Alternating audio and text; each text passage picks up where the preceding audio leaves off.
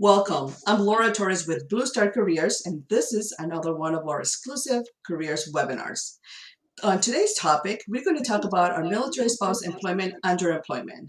Since 2009, Blue Star Family's annual military lifestyle survey has been providing a comprehensive understanding of the experiences and challenges encountered by military families.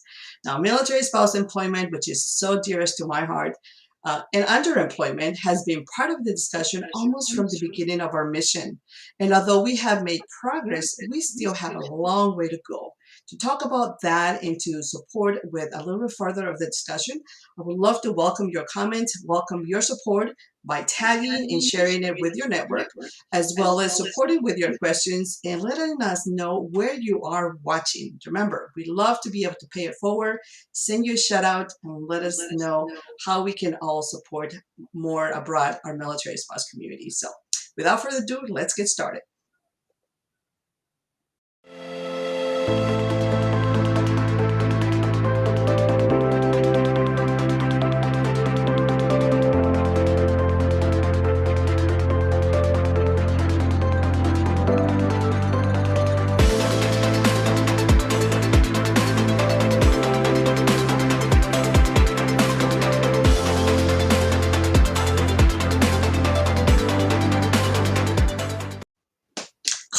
Carly Howell, how are you?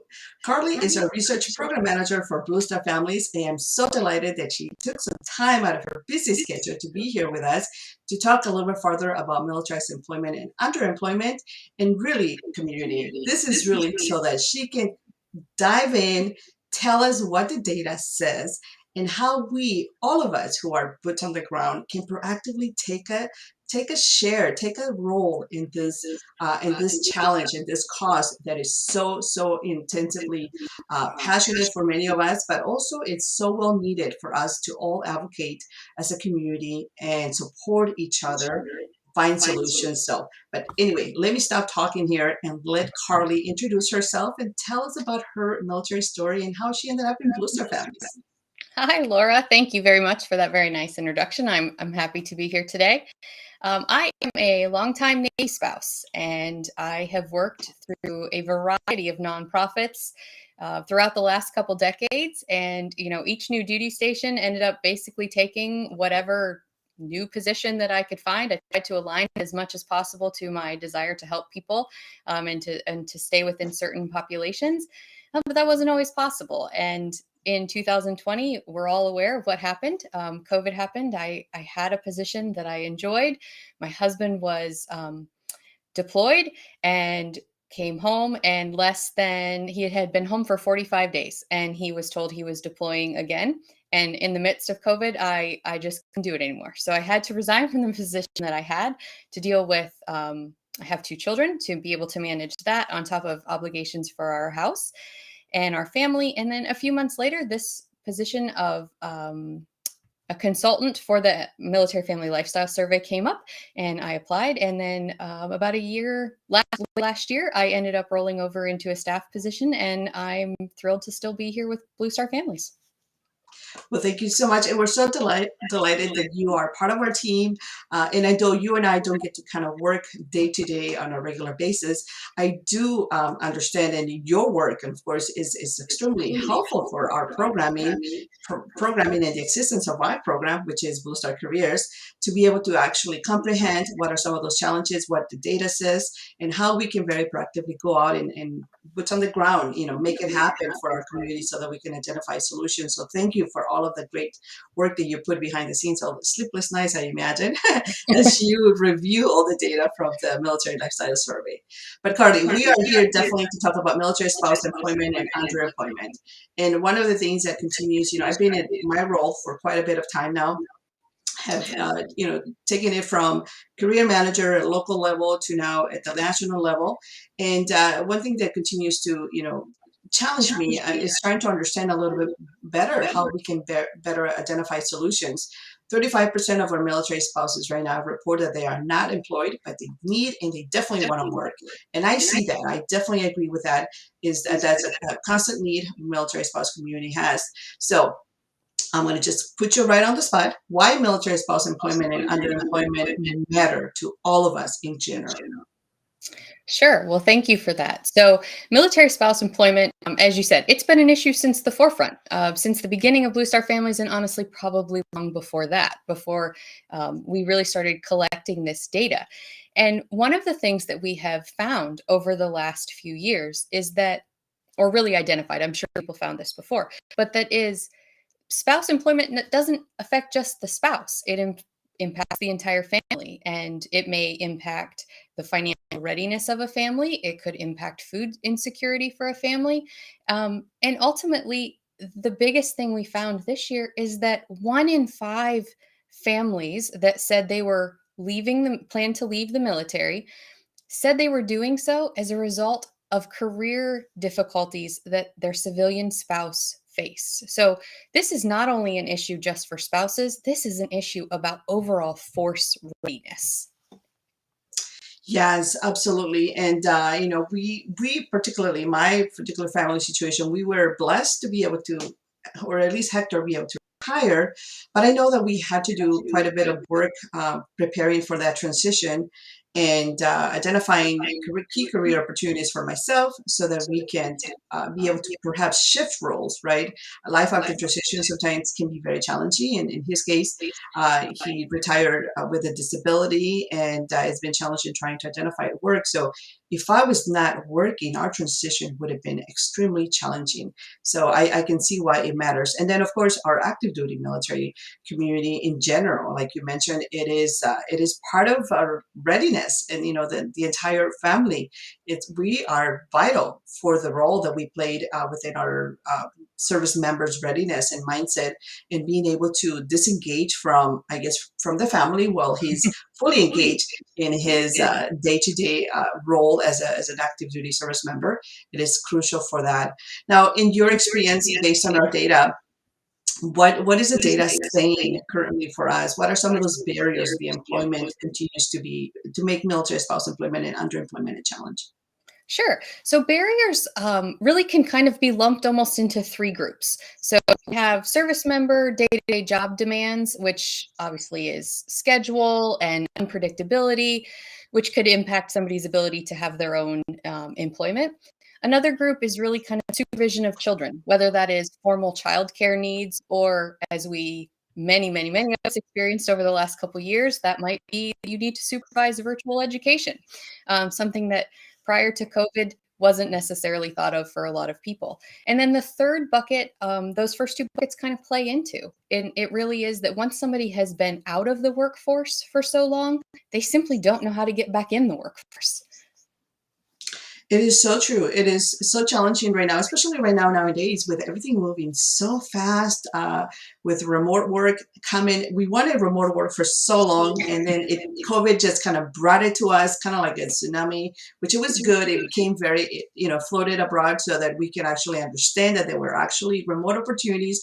Employers made it very obvious that it could work, but we still didn't have quite of an understanding because our lifestyle still has some of those challenges, which you mentioned, service members' schedule, the barrier to have to monitor some of the schooling and school barriers for our children or school age children, and also one of the barriers that I want to bring up front and maybe put you on the spot, Carly, and say, childcare, right? Childcare continues to be one of those key barriers that military spouses face, active duty military spouses face. 1 in 3 active duty military spouses who are not working report childcare is too expensive as one of the main reasons why they are not working.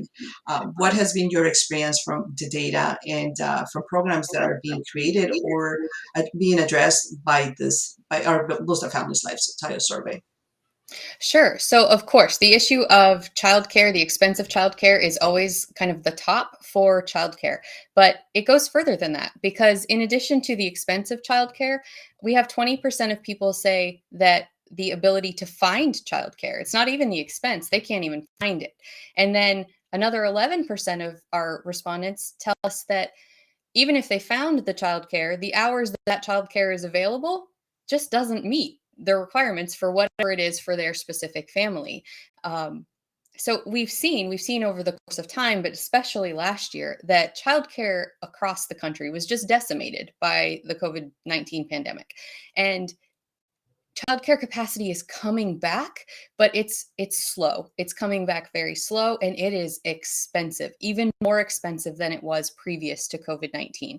And so our military families are kind of caught in this cycle of, to work you need childcare, but to pay for childcare you need a job. And so they're just spinning in this circle of trying to figure that out. And then on top of it, we add relocation. So even if you find childcare and you finally get off that waiting list at the CDC, well, maybe you're now PCSing somewhere else and have to start all over again and figure out a new situation. So, in your experience and with the data, the report, is remote work really been a solution for military spouse employment, underemployment situation or cases? So it definitely is for some people. So we have found that, um, you know, and I'm sure you know this, that military spouses work predominantly in three fields. Obviously, military spouses work across the gamut of all fields, but they work in education, they work in healthcare, and they work in nonprofits and the various functions all within those. And those fields don't always necessarily lean to remote work. So for some people, depending on their field, absolutely, remote work is a wonderful solution. For others, not quite so much. We did find this year, we asked people to, as we do every year, to identify top issues. And those who said spouse employment, we asked them to identify what their top solutions would be. And 44% of spouses who said that spouse employment was a top issue said remote work would be their top solution. Yeah, absolutely. With like I said earlier, with the tsunami of remote work availability that came as a result of COVID, and showing up and really understanding a little bit more and being able to fit it within our lifestyle. It also came the challenge of being able to stay up to date on technology and requirements and all of those things that come in. And so it's a process. It's a process to be able to fit and find those career opportunities that are remotely, they fit your schedule, and then perhaps maybe are flexible enough that may not necessarily require you to have a full day of childcare. Because even in remote work, you still have to have sometimes, in a lot of employment opportunities, you still have to have the childcare situation taken care of, and that continues to be an extreme challenge for a lot of our community members. Yes, it absolutely does. I actually was just on a meeting earlier today, and with some other organizations looking to work around this issue, and that exact topic was brought up. That really what remote work entails is not necessarily always known. Not necessarily. It's not just that your children can be home with you, or whatever the certain expectations for a specific employer might be. Correct. Yes. And so thank you for all of you who are watching right now. I'm just going to take a just a quick time, second to recap. We're talking to Carly Howell from our research department, Booster Families. She's our senior program manager, and we're talking about Booster Families, military spouse employment, underemployment, and maybe trying to figure it out here as a community, how we can all find solutions, how we can practically take a seat at the table and take this discussion further, but most importantly, how we can continue to advocate to find solutions. So if you have any specific questions or any specific notes you would like to share or highlight, please post them on the comments. We'd love to be able to highlight and talk to Carly about that. Now, Carly, so then we definitely understand this is a challenge. It's been a challenge since the beginning of our mission, and underemployment, unemployment continues to be it still needs a very proactive way for us to find solutions.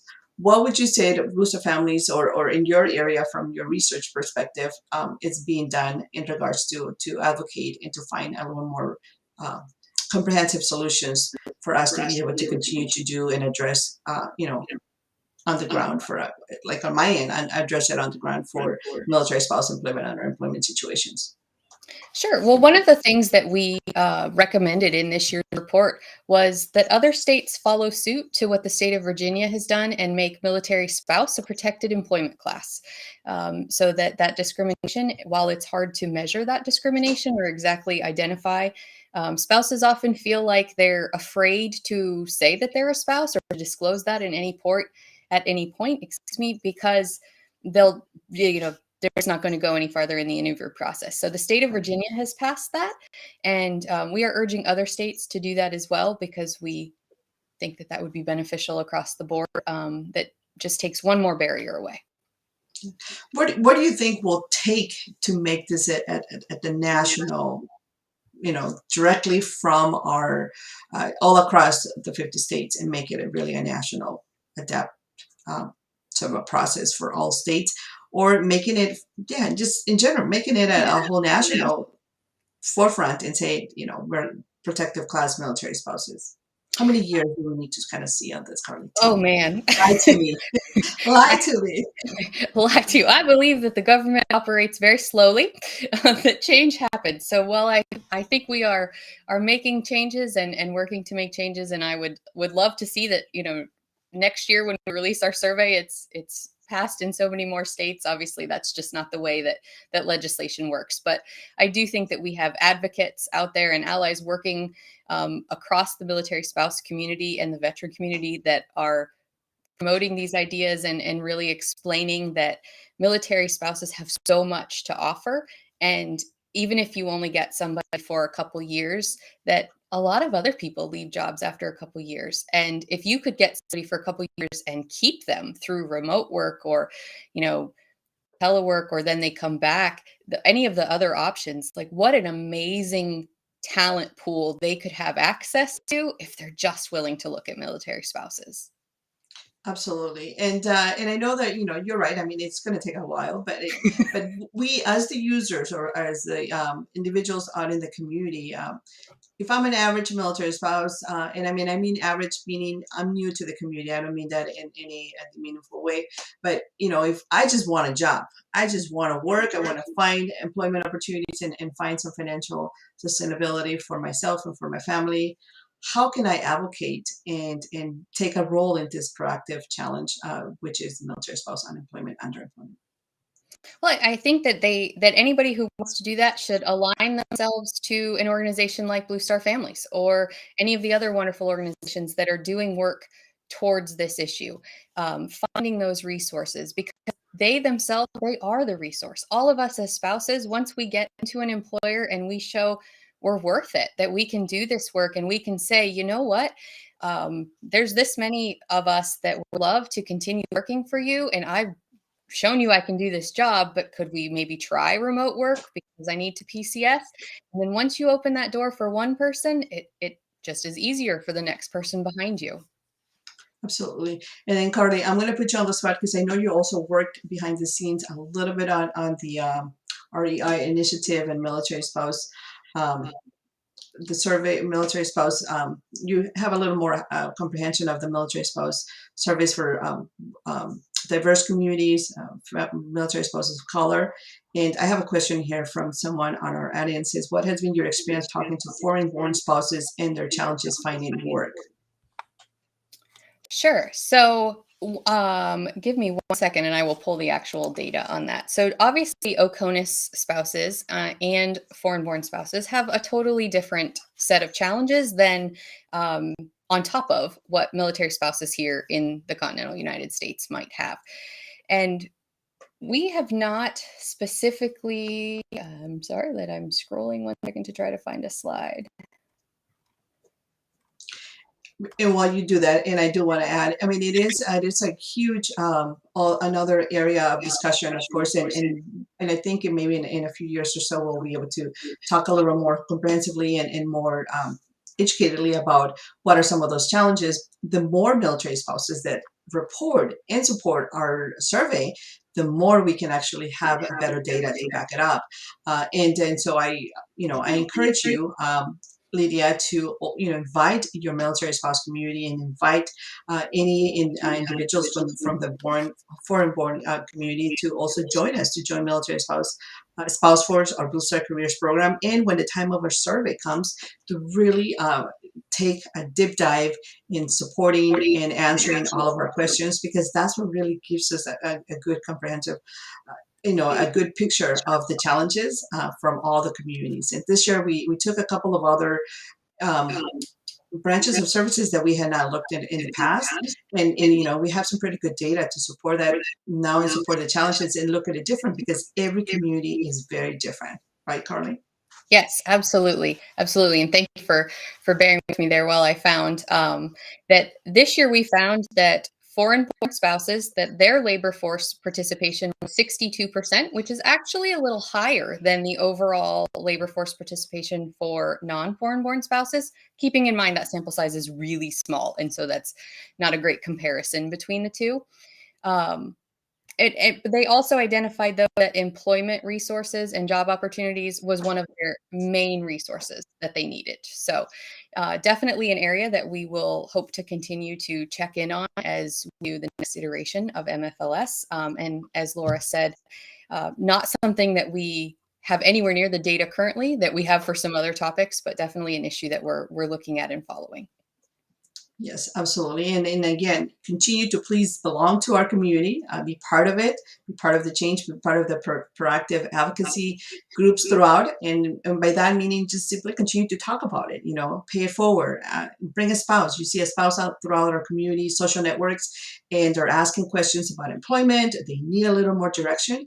Make sure that you guide them to those right communities where they can find some resources, they can find support, maybe be able to meet with more comprehensive resources and more one-on-one career support. One of our communities, of course, that I have to throw a shameless plug here is our Spouse First virtual community, where you can go. This is a day-to-day action activity. We shared daily activities, our resources, post jobs, and whatnot, so that military spouses can proactively engage in the job search, engage in the support, ask questions. We also vet and we showcase military spouse employer friendly partners who, like for instance, Sleep Number yesterday, a really nice with them. They are looking for over 50 plus remote customer service agents, and they're open to referrals. And that's one of the things that we do. We try to make our resources very user friendly, so that you, the military spouse community, the job seeker, those who are really in challenging situations and they need resources, can engage and get active into it. Of course, if you need more resources, you just want to follow, we do have our website, which is, that's part of being a Blue Star Families member. You can become a member and start continue to get complete up-to-date activities of everything that goes up year long. So, Carly, so our call to action to military spouses, or in general, what is the data set, and what is our call to action? What would you tell us we need to do for the rest of the year so that we can proactively look into this issue and continue to support? So I have two requests. Number one, we need people to take the next iteration of the aMFLS, which will be coming out in May. And we can't keep doing what we're doing if we don't have data. And the more people that we have to support that data and the more stories, that just makes our data even stronger. So that's one. Take it and share with their friends and ask them to take it. And number two is to take the results from not only this year from our aMFLS, but from our recent military family needs assessment, military family color needs assessment, excuse me, and then our aMFLS results, and share that data, talk about that data, share it with their networks, as you said. If they are in a position to influence anybody, and it could just be like you and I talking, talk about it, talk about their experiences, talk about that they're not alone. They're not the only person that's experiencing this. They can give their personal story to back up our data.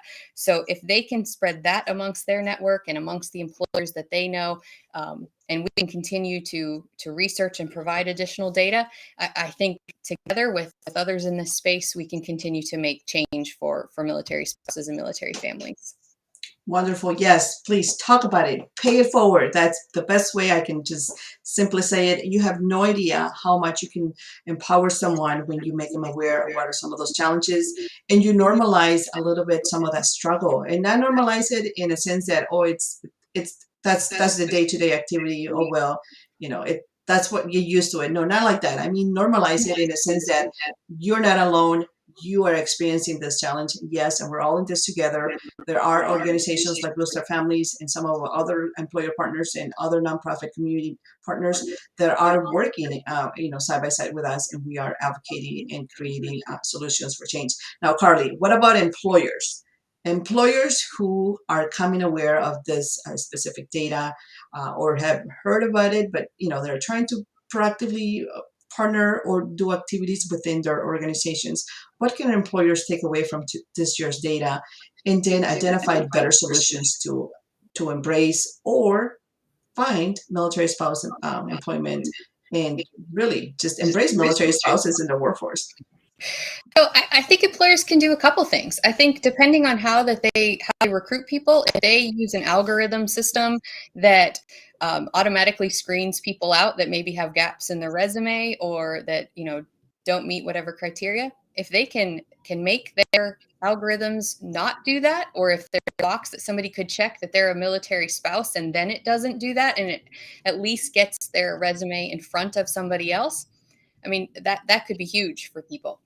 Also, I say to employers that we ask them to take the data and look at the data and say that remote work works for people. We have people who have said that the jobs that they have are meaningful and they enjoy them and they want to stay with them. And so we have spouses across the country, across the world, who continue to make wonderful employees. And so we encourage employers to look at all options to be able to maintain people, to learn about, obviously there's tax implications and lots of things that I know nothing about, but that have to be addressed. But to take that proactive step, because military spouses are a wonderful workforce, and in the end, others have done it. So Star Families is a remote workforce entirely. So, and many others.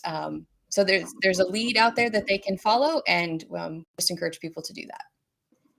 Absolutely. And of course, from someone who is boots on the ground and very proactively, try to identify solutions for our military spouse employment underemployment challenge, I want to definitely invite you to continue to support and follow Blue Star Careers. You can go to our website, and that's where you will find a lot of our vetted, plus more. We're going through a digital transformation phase, and our website is constantly updated, but that's where you will find the most up-to-date information for our community, as well as that you can just very proactively just join our Spouse First virtual community, where you will find all the day-to-day activities that take place and get involved, ask questions, get support. And then, of course, one of the things that we know, as Carly mentioned earlier, sometimes when you are disengaged from the workforce for quite a bit and you have a gap, it's hard to get back into it. So we provide some training and upskilling solutions, and that's why we invite you also to join our Spouse First Learning Hubs, so that you can stay up to date. And even if you already have a job, you want to solidify your skill as an HR manager or in social media or sales or development, whatever you need. We have a partnership with Coursera, and we have identified different tracks for military spouses where they can actually go and learn and continue to upgrade their skills, or just keep them, so continue to grow personal development. So, Carly, any last thoughts or any last message for our military spouse community? Can you talk a little bit about what is next on this particular research phase that we have going on with Blue Star Families? Sure, absolutely. So, in addition to obviously our annual military family lifestyle survey, we recently kicked off a multi-year longitudinal study with some wonderful sponsors, USAA, Navy Fed, and Penn Fed. And we are going to be following and researching specifically military spouse employment. So, we know, as we've talked about, and as many people have talked about, military spouse employment has been an issue for lots and lots of years. And lots of programs have been put in place to try to solve things, but not necessarily look at what works. So while this may work in this situation and this may work in this situation, we're going to take the next 2 years and we're going to take a deep dive into trying to figure out exactly which programs work and how do we use those programs long term to help keep more and more spouses employed through PCS moves, and hopefully move the needle a little bit on this unemployment rate. Wonderful, thank you, and I definitely look forward to to seeing how this shapes up, and what are some of those solutions and some of those challenges, but also overall be able to have a much deeper discussion, a couple of years from now, so that we can, again, review and see what has worked over the course of the years, and what our military, where are those success stories? What are some of those programs that are actually making an impact, like ours? And be able Yes. to identify, some of those comprehensive, supportive tools that would definitely make a difference. So thank you so much, Carly. We're almost out of time here. And if you have any more questions or you need any more support, all of you out there who are watching, thank you so much. We are in over 8+ communities through our Blister Families membership social network. So if you happen to watch the replay here and you want to get involved, there's a website. Please go to our website and join. There are options for you to join as an advocate, as an employer partner, and also as a military spouse if you just want to know more and stay up to date with us. So anything else, Carly, as we wrap it up here and we go on to have some amazing lunch? Because you've been busy all morning, all afternoon. So I have. Well, it's mid-afternoon here, but no, thank you very much, Laura, for this opportunity, and for the work that you do with Blue Star Careers. I know that we spend a lot of our time digging with data, and I know you're there on the ground making those results actually happen. So just thank you for this opportunity, and keep doing the good work. thank you so much. And thank you everyone for supporting and for watching. And I see there's quite a few individuals through all our different social networks, like I said, who are supporting. Please bring those questions, keep them coming, keep the support, and most importantly, pay it forward. Don't keep all this to yourself.